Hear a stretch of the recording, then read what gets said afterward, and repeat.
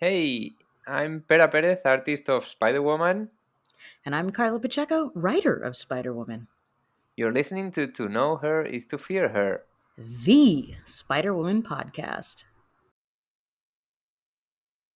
Hi, Jessica. Who the hell are you? The woman who's going to save your life.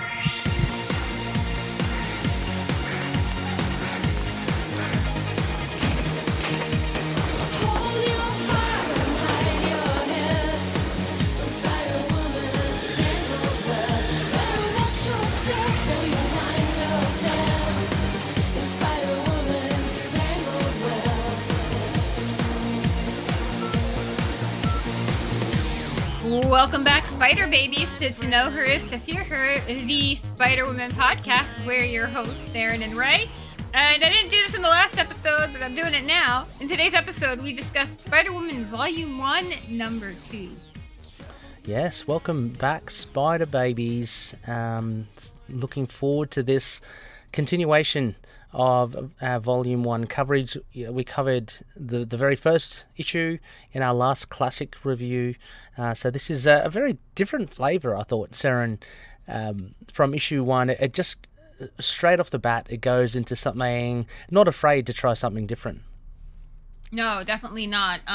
Like number 1, like we said last time, number 1 was a really good summation of what we know of Jess since her appearance in Marvel Spotlight 32. Mm-hmm. And now we truly, with this issue, start to take Jess off in whatever adventure direction she may go in earnest. Yeah, I guess in a way, I mean, we're only 2 issues in, but it does set the tone for what's to come with the Spider-Woman, this volume. I mean, it's so richly varied and so eclectic. We've mentioned this countless times before. It's one of those things that we love about Jessica, how versatile she is. And if you told me that issue 2 would be about Arthurian legends and mystical figures for Jessica, I would not pick it at all. But yeah, it was an interesting take. I mean, they did kind of prepare us for it at the end of the first issue. Oh yeah. That's true. I know what you mean. Yeah, if I were just to tell you in conversation, you'd be like, "What?" Yeah, exactly. Yeah, I mean, even that transition in issue 1 to it's like what? It's like that's really strange. But yeah, it's all good. Spider Babies, this is the last episode for the year. Sarah and I, thank you so much for everyone for tuning in. What a year it's been. What a crazy year. But plenty up ahead as well. So looking forward to that. We will just a bit of housekeeping first. So might as well, Seren. Right, I think we discussed during the end of the year, Christmas break, and the New Year's, we will kind of take a little break ourselves. Yeah. But we're looking to be back refreshed and ready to go by about mid-January. So between now and then, I hope everyone has a great end of year break and all. And let's finish off with a bang, Seren. Yeah, let's go. So happy holidays to all you Spider Babies out there. Mm-hmm. Don't do anything Jess wouldn't do, which isn't much. Get your squid on pizza. Come on. Oh God! Oh. So foul. Just Jabber News. We don't really have anything this week because we are literally recording this directly after our last episode. Yes. Little Secrets of Betrayed. Secrets of Betrayed. So if you want the news, go back to episode number 34. Yep. Because that was about an hour ago. Exactly. Yes, and nothing's changed since that hour. Trade secrets. Exactly. But no, yeah. I will have news because in this hour, on this day of recording, I have retweeted a picture of a Pokemon, and I have said Jessica Drew would absolutely have Tinkaton as a Pokemon, and Carla Pacheco liked it. Yes. So Carla. That tweet is endorsed by Carla. She approves of having Tinkaton on Jessica's Pokemon team, if Jessica had a Pokemon team. If you're wondering who Tinkaton is, she is this pink little fairy Pokemon in the latest Pokemon expansion, and she carries a 200-pound hammer that she whacks shit with. Holy moly. She is fantastic. fantastic. I have her on my Pokemon team currently, and she is a lot of fun. I named her Denise with a $sign in the S. Okay. Denise. And she's got the S in Denise is a $sign. Lovely. And if you listen to Critical Role, you will know exactly what I'm referencing. Okay. And if you don't, you need to listen to Amy Carrero's, what the shit is it called? Narrative Telephone episode, because that shit is hilarious.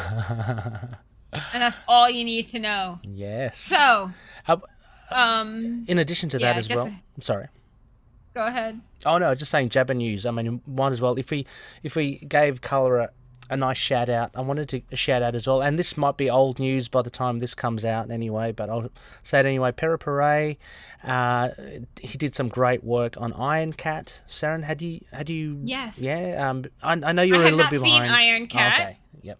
I have not read Iron Cat. Yep. I have cut back on my comic intake, unfortunately, for various reasons. Yes. However, I will endorse the artwork on Iron Yes. Cat because I have seen his artwork on Spider-Woman, and he is an amazing artist. And please, if he is not a Stormbreaker, Marvel, you need to make him one because the guy's phenomenal. Absolutely. His knowledge of choreography, fight choreography, just his art in general is fantastic. Not only with Iron Cat, but I think early in the new year, he's doing the cover to Hellcat, which has been announced as well.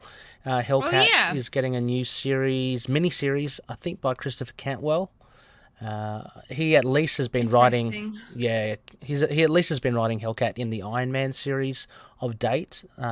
Well, I've heard talk that the Iron Man book is more of a Hellcat book than an Iron Man book. Yes, I've heard that too. So now we finally get our Hellcat book. Yeah, but with a kick-ass cover by Pere. It's really yeah. good. Go Google it if you haven't. Show Pere the love as well. Yeah. I'm sure his artwork, because from everything it sounds like, he meets deadlines and does phenomenal work. Yeah. So, he's every editor's dream. Yeah. Right? Yeah. God, make him a Stormbreaker, please. Please, Yes. please, please. I love his art. Mm-hmm. All right. So, do I have any other Just Jabber news? I don't. Carla liked my tweet, so that's all I can. You had a nice cookie as well. I did have a nice cookie. They are, I do not speak Spanish, so I'm not going to try and pronounce it, but they are these little marshmallow coconut cookie biscuit things from Mexico. It's really just tastes like sugar with some coconut flavoring. And I like them. Yes. So I have been noshing on them. Mainly because over the weekend I was supposed to go to PAX Unplugged in Philadelphia, which is a board game convention, and I got a migraine instead, so I didn't go. So I decided to drown my sorrows by eating cookies all weekend, and I think I went through a package of the Nutter Butter wafers in about 20 minutes. Maybe not that fast. They lasted longer than 20 minutes, you guys. They actually probably lasted 36 hours. However, point of the matter is I ate a package of cookies in 36 hours, and I'm halfway through another package. So that's how sad I was for not going to PAX. Absolutely. Mainly because there were some dice people there that I wanted to buy dice from, and I couldn't because they're from Europe. Yep. And I couldn't buy the dice because Can you get online or? Yeah, but they're expensive because they're coming from Europe. Yeah, fair enough. And we need some European spider babies. Please send Seren. Say la vie. No, I have. Truth be told, I have way too many dice, and I was collecting dice far before I was into comics.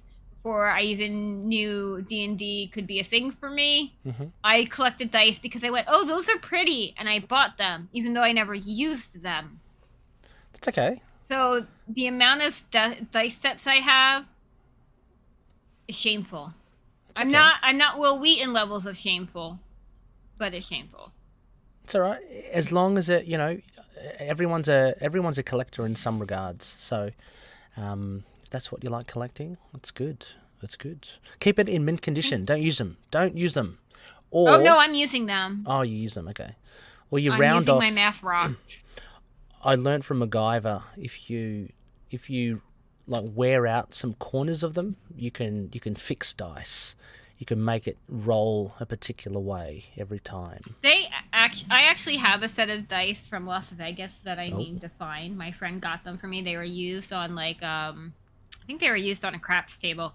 Yeah. I don't know. They were used for one game and then retired. I know that because that's what it says. They're 2 purple clear dice. They're perfectly balanced casino dice from Vegas.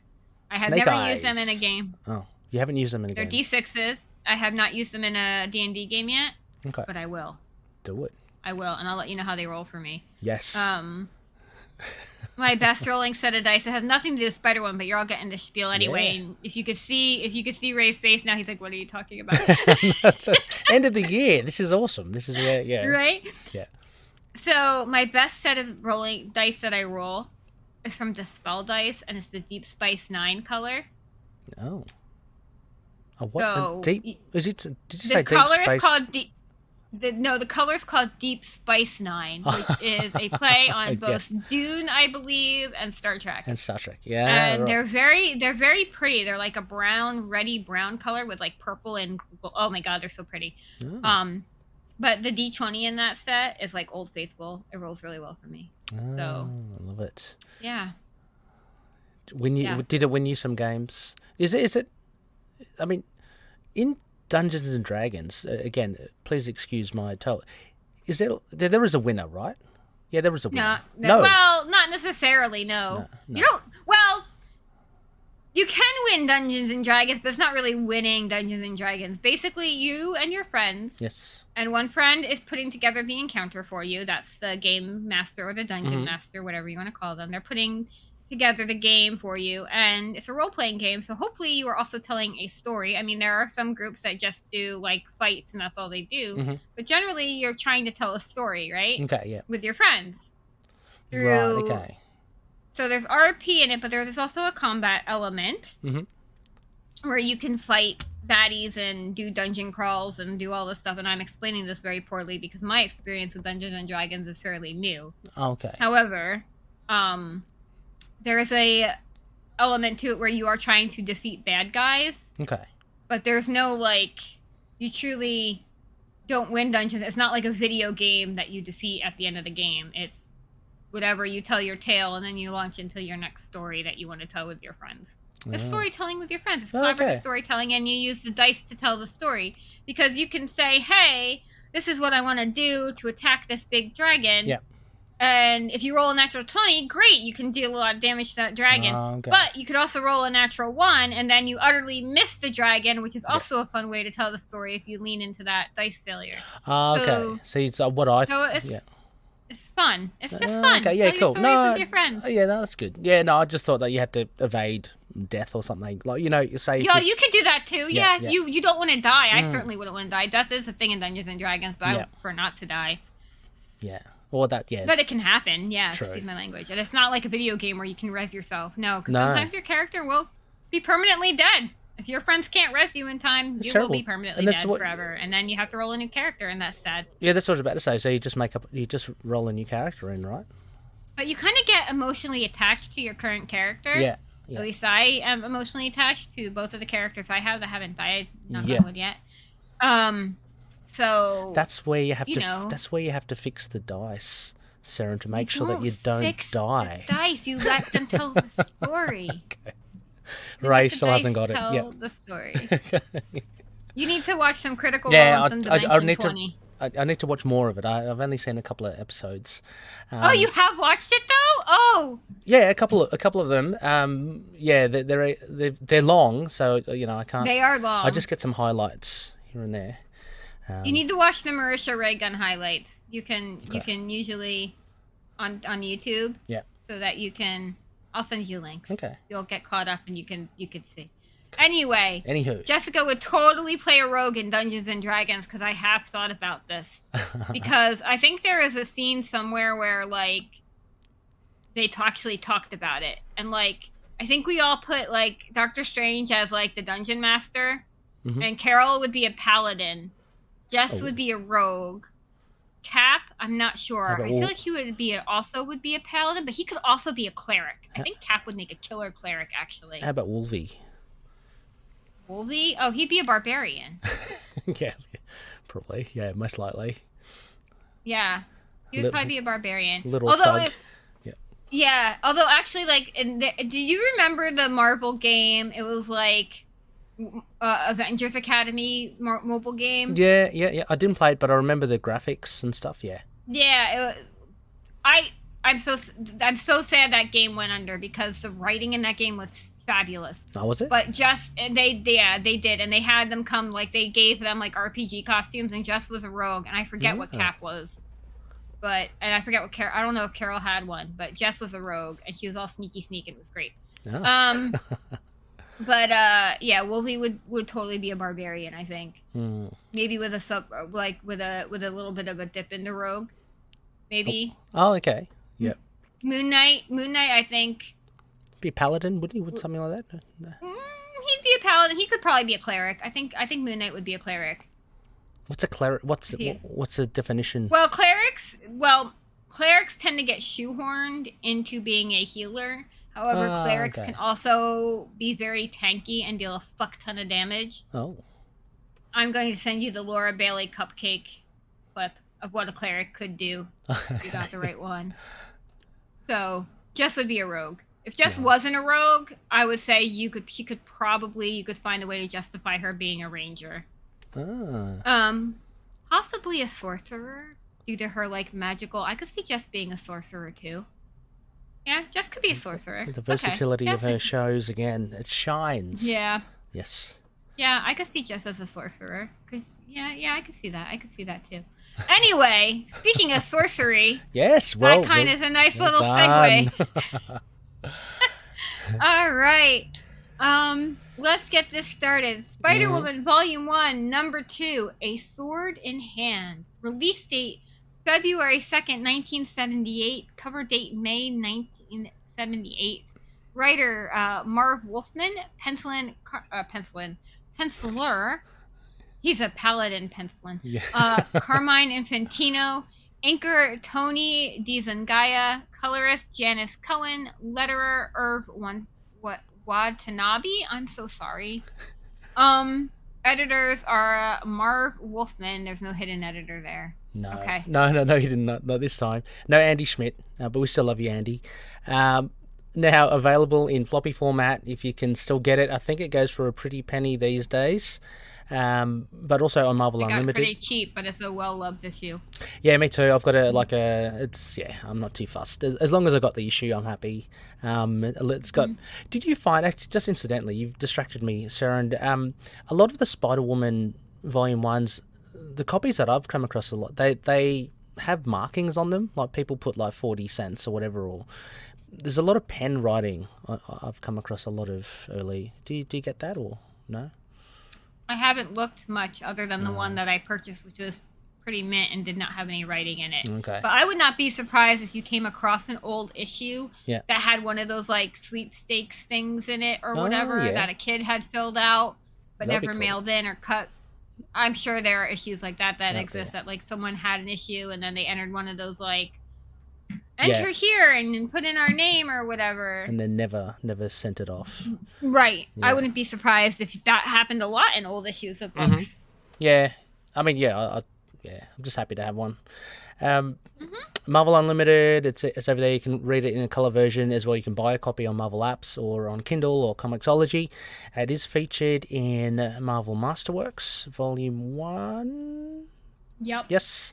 And in daily plug of Volume 3 is going to be out soon. Oh, yes. So make sure I'm Googling it right now. You could probably hear me typing it. Yep. When I just want to make sure the date hasn't changed since the last time we did this. Get in there, Spider Babies. Not the one. Yeah, you're going to want to definitely. Spider-Woman Volume 3. January 3rd, 2023. Okay. So pre-order it with your LCS or your favorite bookstore. Support local, y'all. Yes, and, exactly. Support your LCS. Yeah. Yes. So that's the latest and greatest. You can get it up and coming, and of course the Essential Collection, Volume 1, just a black and white. That's out of print, but you can find it there if you have a copy.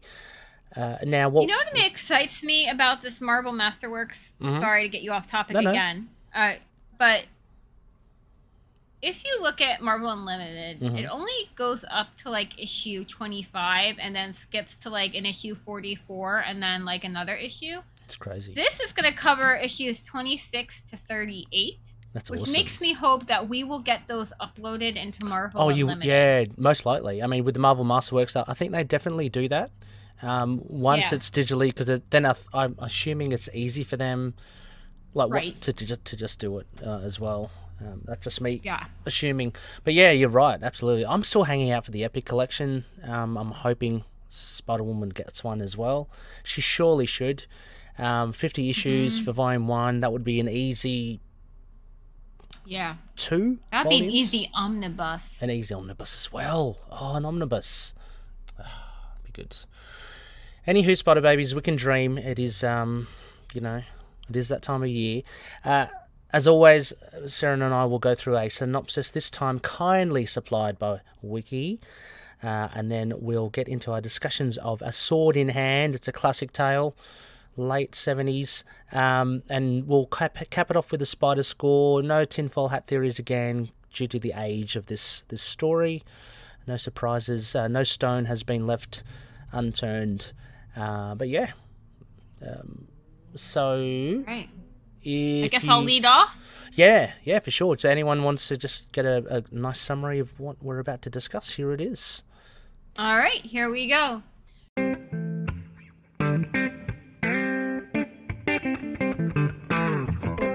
Jessica Drew, as Spider-Woman, finds herself drawn to Britain's Natural History Museum in London, and specifically towards Morgan le Fay's Excalibur. However, before she can pull the sword out of the stone, she is confronted by officers of Scotland Yard and is forced to flee.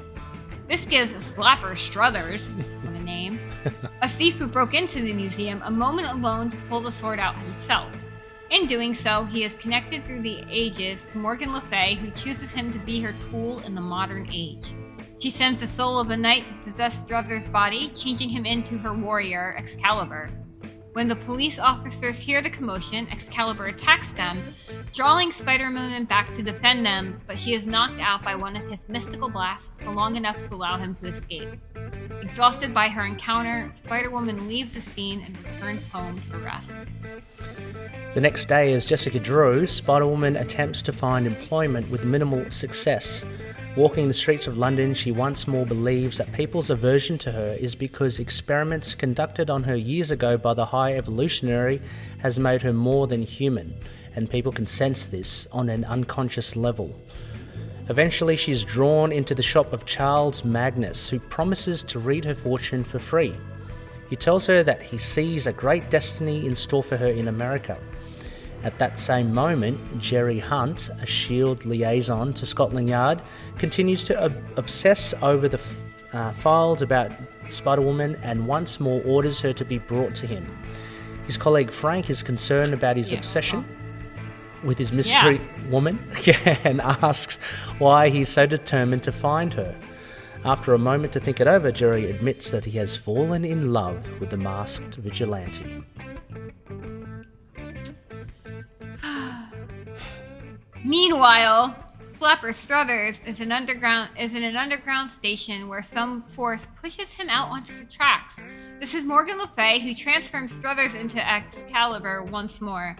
Seeing an approaching subway train as a dragon, he destroys it with a single swing of his enchanted sword. She then orders Excalibur to return to the surface. There, he uses his magical abilities to summon a horse so he can carry out his mission for her. By this time, Jessica Drew has returned home to think about what Magnus told her and contemplates about going to America.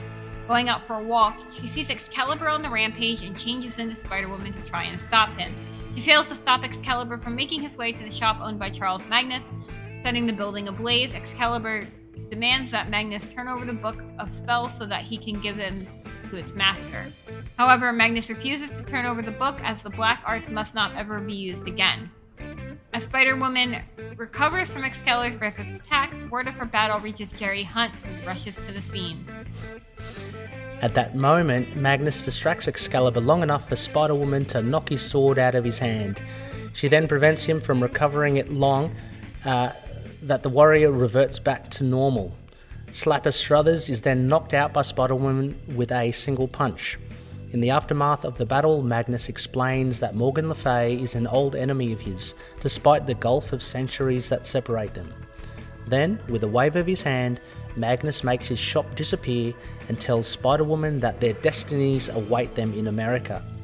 By the time Jerry Hunt and the authorities arrive on the scene, the only thing they find is the unconscious body of Slapper Struthers.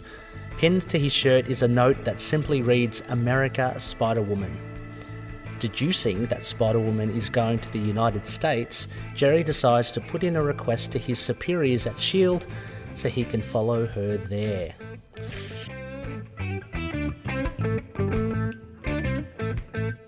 Why would you do it, Jess? Why? He's creepy. Creepy. Anyway. Absolutely creepy. I have a question. Yes. Going away from Jerry Hunt for a minute and his creepy obsession. This is Morgan le Fay's first appearance in a Marvel comic, isn't it?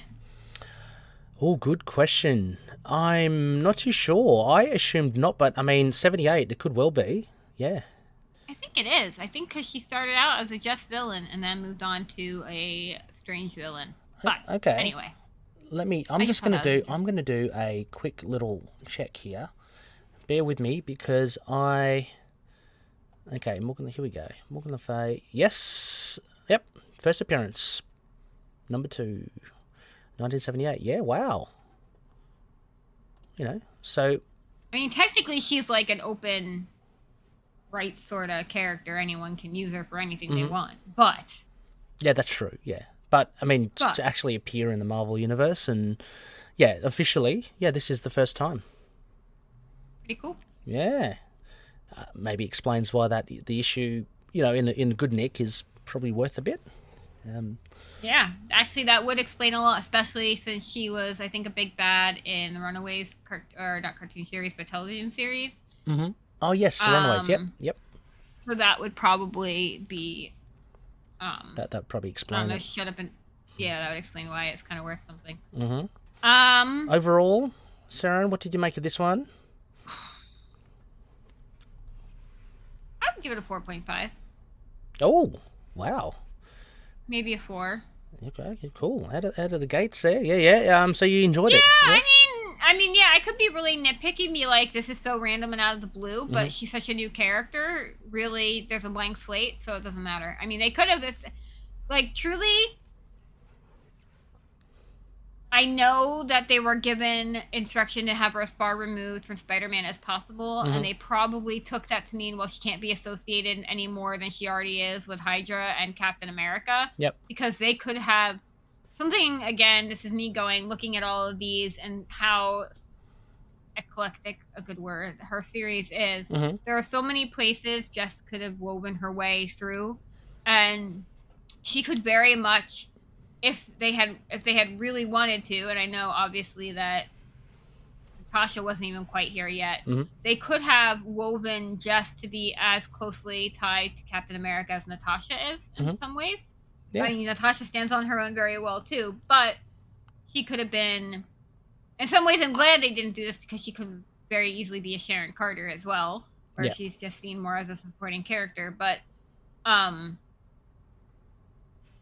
they could have continue to go the Hydra route, and I'm surprised. And it seemed like at first, in the very first pages of this issue, that they were going to go that route with her digging more into her father and what he did, but instead they suddenly veer off into Arthurian legend, which is really weird. But and when she gets to the U.S. too, I feel like, I don't know. I look at this story and I think I feel not that, and I'm not a writer, so I really have no idea what the fuck I'm talking about. So, but I feel like there are ways they could have gone to keep the story more consistent and coherent. But she's a new character at this point, so really they can do whatever the fuck they want. Yeah. As long as she's not tied to Spidey. That's all Stan Lee told him. He goes, I want the name. Yep. But I don't want her to have anything to do with him. Yeah. And then decades later they're trying to bring her into him, and it's not working very well, is it? No, yeah, so that seems to be the one edict I think they had, and you're right, they're still feeling for the character, I guess. I mean, she's brand new, so exciting times, I guess, and it depends on where Marv Wolfman wants to take it.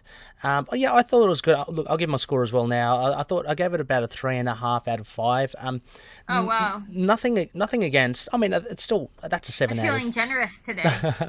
I mean, that's a 7 out of 10. It was an enjoyable issue. You know, taking into consideration the datedness of it. So that's fine as well. I just felt, look, I thought I was really intrigued by the likes of Magnus and Morgan le Fay, and overall, look, they're the big players here. You know, Morgan le Fay is pulling the strings of this guy Excalibur. I wasn't too impressed with Excalibur, I must say, the character. I wasn't either. Yeah, so that's why I kind of went down a bit. I felt if maybe, and again, this is just purely, the writers could have done anything, but the interest for me was Morgan le Fay and Magnus, and they do get to it later on, I think, in later issues, but focusing on them more, rather than these puppets, which is basically just Excalibur, or alternatively, if Excalibur was, maybe the design was a lot better, maybe I would have been more interested. Yeah, his design was a little weird. Yeah, but I did find interesting, as you say, I liked how they did tie it with Hydra at the very beginning. Like, Jessica goes, "Oh, my father used to work in this shop, in this museum." You know, so maybe there's a clue there. It was a nice little way to introduce Jess into the British Museum, and to somehow get her. At first, I thought from rereading that wiki that she was intent on getting the sword, which she isn't. She just happens to be there, like yeah, with Slapper Struthers. You got to love that name. What a name! Oh God, I don't know where. It sounds like they pulled that name out of a hat. I don't know. Yeah. It's so weird. Exactly. Yeah. See, now your favorite part was Morgan le Fay, and I thought that was pretty cool. But I was actually really kind of enjoying the exploration of Jess's loneliness. Like, that too. I'm really touching on just how lonely she is, because people just want nothing to do with her, and that sucks. Yeah. That sucks to be so lonely like that. Like, yeah, like women just hate her, flat out hate her, and you know, we finally we don't get much a reason for this until much later, but yeah, I really like that. And like, I'm like, yeah, that would suck, because here you are, you have no support system at all. You're all by yourself. You don't even know how to be a person. And she even speaks of that of herself. Like, you know, she goes, I'm not even really a person, am I? And she, you know. I mean, if you dive into it, I mean, she wants to be part of society. She's been alone for a long time. So the very thing that she wants, she can't have, which is, you know, really, really sad. This loneliness, like, and it's through something, pheromones or whatever, that, or people sensing, you know, that she's different. Just they don't seem to kind of latch onto her, and right. And we do see some of that effect in the museum, where she is sitting there with that creepy ass smile, and like they can't move because they can't look away from her, but they also can't move because they're so terrified of her. Yeah. And I thought that was like a really good display of her powers, even though we don't know what that is yet, technically, even though we do. Like me and you, and people listening, but she does not know what that is. She doesn't yet. know, yeah, exactly. She doesn't know where it's coming from. Yeah, so, I mean, look, and art-wise as well, just because I'm flicking through the pages while we speak about these points. I love the artwork. Infantino, Excalibur. Just really on top. Yeah. I mean, for me, it's not, in our previous episode, we talked about the Luna Brothers art, and she was quite impressive in her costume in the Luna Brothers artwork, but just, this is Spider-Woman in her original costume for me. Like, you know, I always think of this. Yeah. Infantino, just very memorable with his art. And the stuff, the level of detail with Slapper Struthers and Excalibur with an ER, and just all that kind of knighthood, and just the detail of the sword. There's plenty here. Oh yeah, there's a lot. There's like a lot of like exposition, and I do miss what I do miss about comics is the inner monologues. I really do kind of miss that. I love seeing that sort of stuff. Oh yeah, me too. I do really miss that. In these in the newer comics, I miss that. Yeah. And actually, the synopsis answered my question, because as I was reading this, Oh yes, you did. Yeah. When Magnus just kind of appears out of nowhere, I was like, where did he come from? Yeah. Where is he? Because the art, that's like the one thing I'll say this probably will bring it down to a 4 for me now that I'm talking about it. Yeah. Is it when we see Excalibur with his force marching down the street, it doesn't necessarily, as far as I can tell, now correct me if I missed it, of where he is going or what he is doing. It just suddenly seems like he's just creating problems, and then all of a sudden Magnus is there, and then it turns out that he's in front of Magnus's shop, but like there was nothing. Yeah, I get that sense. Yeah. That really, I feel like that could have been a little bit implied more. Yep. Yeah, I agree as well. Yeah, it's a little bit maybe with something to do, with the art, just showing positioning, and not to say that that's underdone with detail, but that is where art could really have helped, with it. And it's probably said it in the script, but as a visual medium, we can't pick that up unless it's really kind of properly done. Magnus is interesting.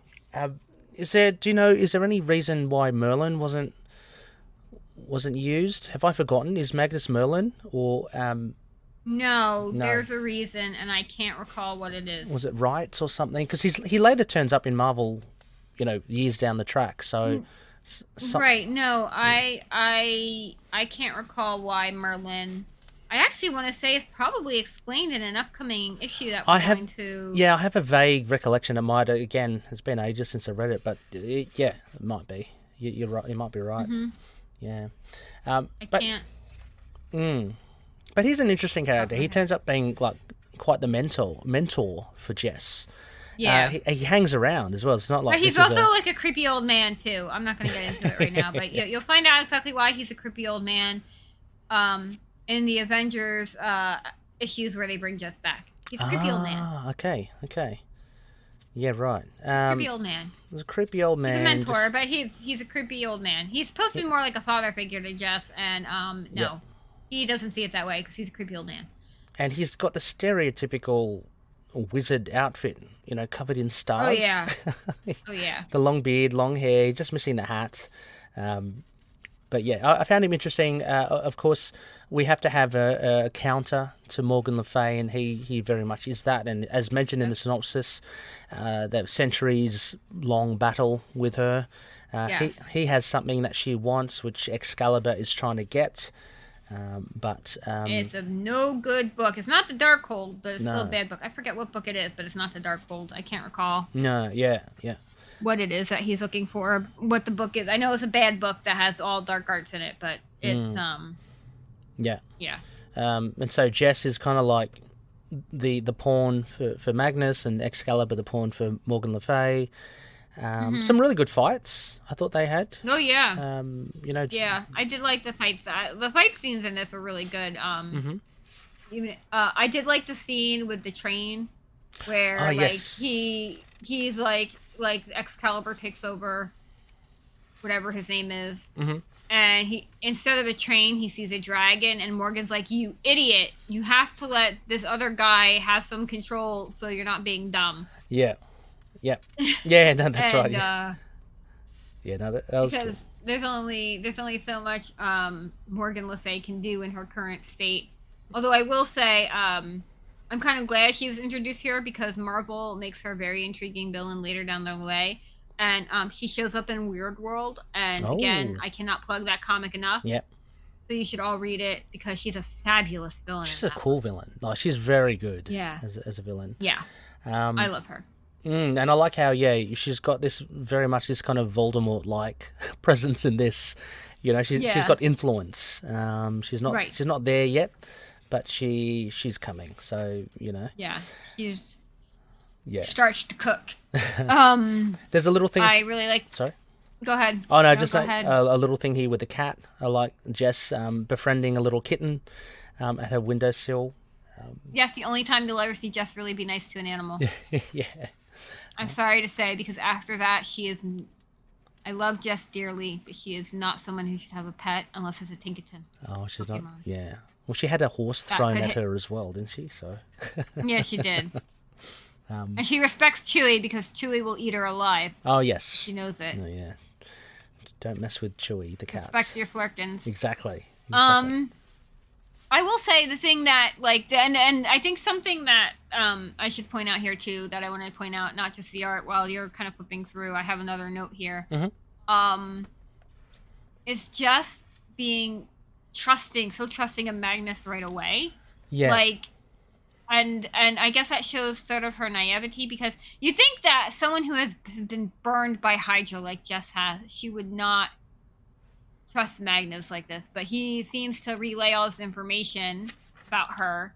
And she's like, well, how did you know? So I guess that leads her to immediately trust him, which... Yeah, true. You know, just... I would think... And just in the newest iterations of Jess since Bendis rebooted her, she's far less trusting. Yeah, I think maybe, potentially, and I'm just, like, I totally I agree with you, I see it, but maybe, because there was a lead-up with her just being rejected a lot by society, so maybe he caught her at a vulnerable moment, and she just absolutely. just wants to latch on to someone in society. I mean, because... That's the point. Truth be told, he could easily have been a big bad, like a villain. And again, poor Jess would have been in her stuck in the ways again of being manipulated by someone evil. But fortunately, he's not. But yeah, I think it was because there's a great panel of Jess, and I call out our Patreon Spider Baby Jess. I think she's used it where there's this panel where Jess is crying. Yeah, so it just shows how sad she is, just wandering the streets. Until she meets Magnus. But yeah. Also, look, Sarah, the elephant in the room, Jerry Hunt, your thoughts I don't like him. on his absolute it's just creepy obsession. Like, I'm sitting here like, I guess that's how it kind of went back then, but I'm sitting here in 2022, almost 2023, and I'm looking at this going, that is some stalker vibes. Yeah. Like, my alarm bells are going off, and I'm like, I know this is a fictional character, but girl, you're in danger. Yeah, I mean, it's just, I wonder if it's really amped up even for the time. I don't know, because even Frank calls it out, his colleague, and he's drawn by Infantino as very dashing. Like, I'm looking at the last panel, you know, it's very good-looking kind of guy, but he acts so weird. But it could be a bit of A and B. You're right. Maybe it's just a little bit of the sign of the times. But again, as I say, Frank's going, what does she mean to you? Maybe that's just a lead-in for him to say, I think I love her, Frank. You don't love her. You're like, the guy met her twice and maybe got a dose of pheromones and now he can't get over it. I don't know. That's a great explanation. But also, like, creepy. I don't care. Yeah. I used to like him at the beginning, like, you know, but... No, I don't like him. I don't like him anymore. No. Yeah, I mean, you know, I guess I'm benefit of the doubt. When he caught her stealing in the shop, he seemed okay, and then when she threw him and threw the lamppost at him, okay, she knocked him out. But then he just gets really weird. And I can't remember his arc as well. I don't know what happens to him. Do you remember? Eventually they break up, I think. Okay, but he just disappears. Stays. And then it's some other guy that is also really creepy and kind of a jerk and obsessed with Jess. Oh my gosh. So. Yeah, give Jess a girlfriend because Lindsay's way better than any of these dudes was. I'm just saying. Yeah, well, definitely Jerry, and did she have something to do with McDowell? He was the sidekick. Yeah, in the Scotty McDowell. Because him he too. was he was really creepy. He was creepy too. Well, he turned out to be kind of psychotic. Yeah. Again, Lindsay McCabe has been better to Jessica Drew than any of these guys ever have. Yeah. So that's all I'm going to say about that. Give Jess a girlfriend. Yes, and look as well, Slapper, I'm going to call it out, Slapper Struthers isn't painted in the best light as well. There's a little thing, what is it, at the age of, I can't remember, at the age of... Oh yeah, that's the other thing. Yeah, he was like, at like the age of 6, he was drunk, and I'm like, well, that doesn't take much. Yeah, exactly. At 12, he robbed his first grocery store, and at 18, he killed someone. You know, this is a guy that's pretty... Yeah, he's bad news, but also, like, at 6, he was drunk, and I'm like, that's just, like, one sip of your mom's whiskey, and, like, you know, I'm not gonna fault that, because that's a parent not watching their shit, and then they're letting the kid have a sip of shit, and then you know, like, of course he's gonna get drunk, he's 60 years old. Oh, no, I'm looking... What kind of 60? No, I'm not looking... That would be funny. No, I don't think he was drunk at 6. He rolled his first drunk. So I think he rolled the mugged. first drunk. But even, which No, is terrible. never mind. I don't know. No, I thought that's Okay, hilarious, so Seren. I totally do not know the lingo, so I'm a dumbass. No, that's okay. But I mean, either way, it's terrible. If he was drunk at 6, that Well, is a at big 6 no. is he probably I don't know, some big dude was probably fucking with him, and 6-year-olds will punch a guy and that's no problem. Yeah. They'll be like, yeah, and then they just do, or they, Yeah. he maybe rolled his first drunk, but maybe that drunk, maybe that drunk was there and he was just being a typical 6-year-old trying to kind of beat a guy up, Yeah. Oh my gosh. and then, the man, the myth, the legend was born, and he felt by the age of 12 he had a reputation to uphold. I don't know. Oh, Slapper. And, the name Slapper, I just, oh my God. I feel maybe that's why he wrote the first drunken name of Slapper. He just slapped the guy. Unfortunate names. Unfortunate. It's stuck in. Like Please. named Mike Hunt. I mean, I know I'm going to blacklist it now, but, any future writers, bring back Slapper Struthers. I want to see what happens to him. No, don't. No, okay, don't. Okay. Don't bring back any of these men from Jessica's past. They're all terrible. Yes. Yes. I mean, so, like any comic of this day, of the 70s, 80s, comparing it again, Seren, to what we just did with Brian Michael Bendis and Brian Reed, there's a lot more dialogue. It's heavier in dialogue. A different sort of comic, of course. But, Right. there's a lot, again, that happens here. I'm just trying to think of whether the story itself by Wolfman is a little too... No, I wouldn't say. I was about to say, is it too overcomplicated for what it has to be? But no, I don't think this is. I think this is pretty straightforward. Yeah, I think so. I mean, you got Morgan le Fay, Magnus, two big boppers. You've got Excalibur, and then you've got Jess's loneliness, and you've got Jerry on the hunt. His namesake. Right. I think it's pretty straightforward. Yeah. I think it gets a little complicated later because then there gets to be a point later in the series where when it changes writers at one point, because it does change writers a lot. But at one point, it literally is this storyline, this storyline, this storyline, this storyline. All of a sudden, writer change, completely new. You're like, what the fuck just happened to the previous storyline that I was kind of into? Yep. No, absolutely for that. I will say I do like a lot of. I prefer a lot of the earlier issues, like this one in Spider-Man Volume 1. Marv Wolfman and Mark Grunwald, I think, were my favourite writers. But did Mark Grunwald do the Necra storyline? Because that storyline I really dig. I think so. It might be either him or I think it's Marv Wolfman. But yeah, either. Yeah, I mean, Necra is awesome. Yeah, that storyline is my favorite. Necra is great. The whole Psychology Institute subplot is really great. I really like that one. I have a lot to say on that. I'm looking forward to it. Yes. I want to say too, this is where we were talking about with Origins, since we're on both of these right now, kind of fortuitously. Hey, good timing us. So I want to talk about how here's where this kind of starts to diverge. Bendis starts to kind of diverge. It's you have a divergence of stories or whatever, where this starts to become its own thing. Yeah. But I was kind of thinking about it. I'm like, well, Bendis doesn't really talk about any of this in his reboot at all. But then I think about it and I go, well, you can kind of fit that in those nebulous years where she's hiding from S.H.I.E.L.D. And she's living. Oh, yes. So this can kind of fit into those years where she's off the grid, she's absolutely basically ghosted. Yeah, well, and she's in a different country as well. Although Jerry Hunt is maybe I mean, because he's the liaison for S.H.I.E.L.D., right, in Europe, right? So maybe that's the closest S.H.I.E.L.D. has got to her, but yeah, they're still looking for her, I guess. I mean, because Jerry's looking for her.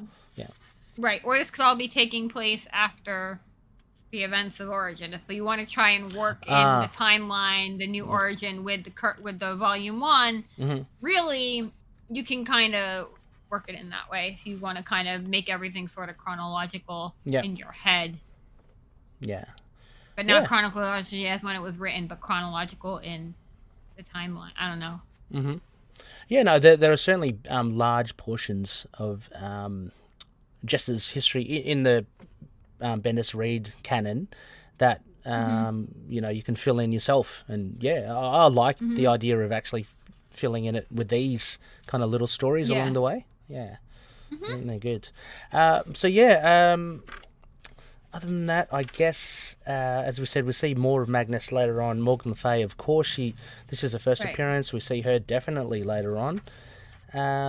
Jerry Hunt, all good. I don't think I have much else to say about this one, other than, like, it really is a setup for a new arc, because, like I said, like, the first issue was, hey, this is a recap of everything you might have missed leading into this series. Yep.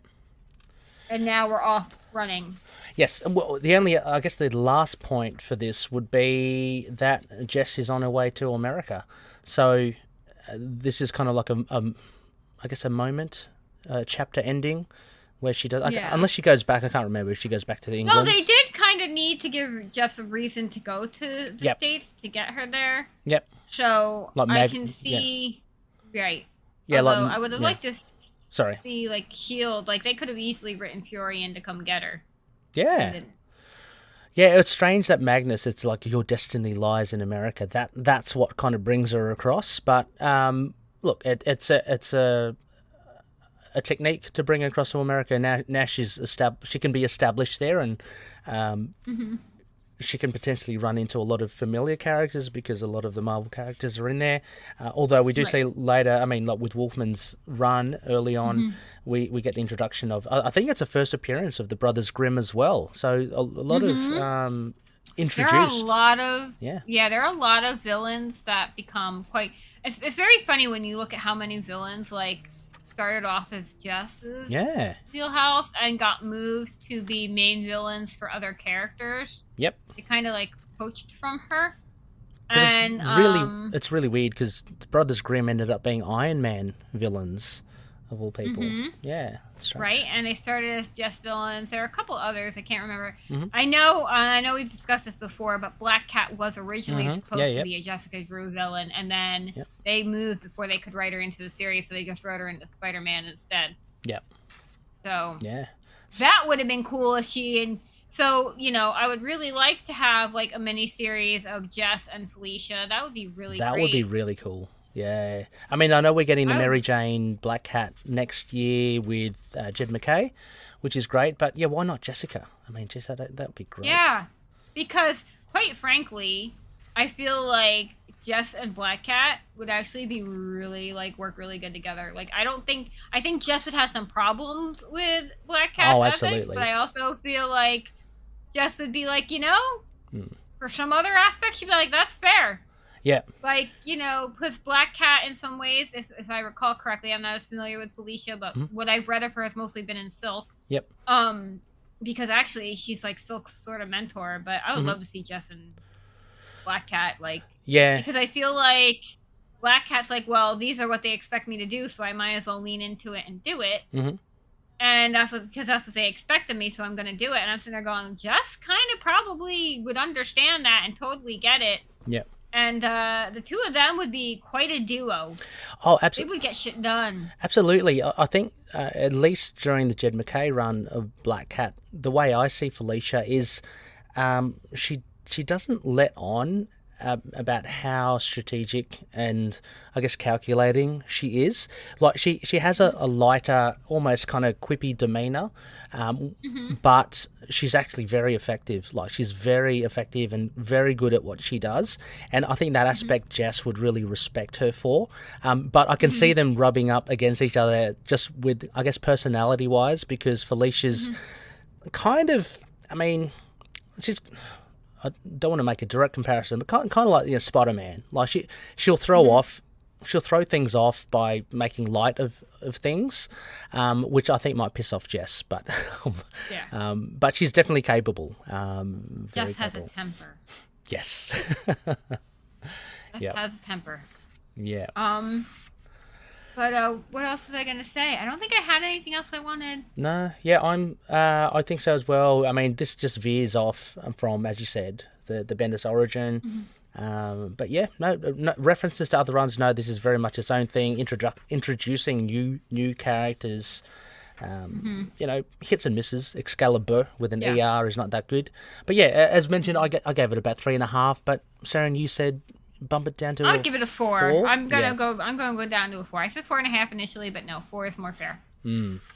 Yeah, so a very interesting second issue in the fact that we go straight to mystical, but I think it was done quite well with Marv Wolfman. Yeah, so Spider Babies, again, we've got a discussion thread up on our platforms. Let us know what you think. I would love to hear.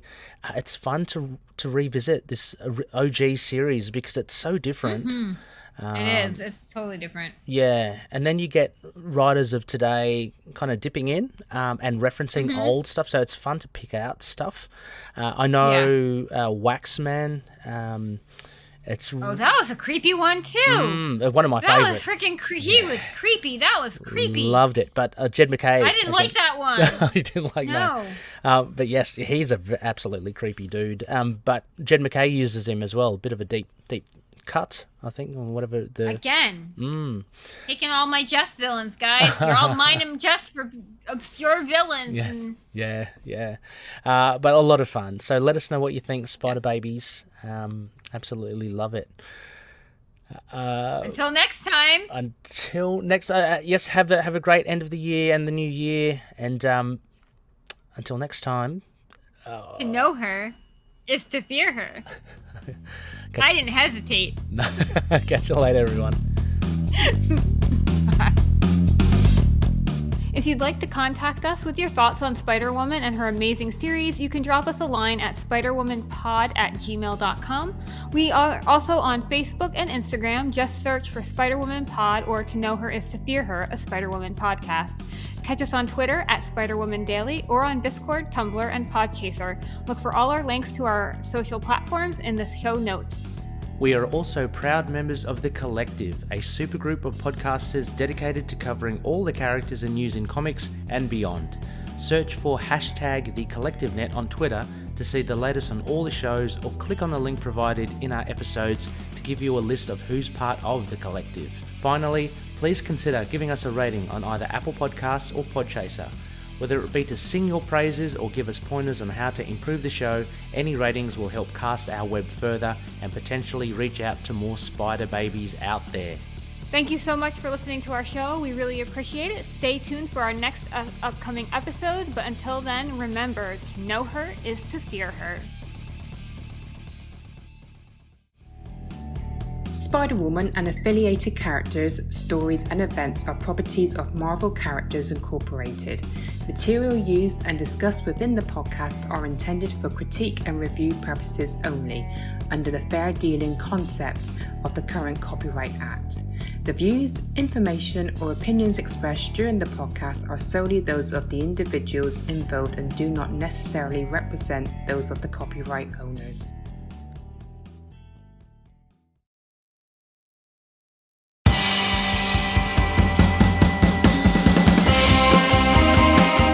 Hi, I'm one of the High Priests of Khonshu Rey, and I have the sacred privilege of providing you, the loony listener, with a podcast honouring Marvel's very own Moon Knight. So join me and a host of others at Into the Night, a Moon Knight podcast. Follow us on Facebook, Twitter and Instagram, or support the show by becoming a Patreon member. Into the Night, a Moon Knight podcast. It's time to get your Khonshu on.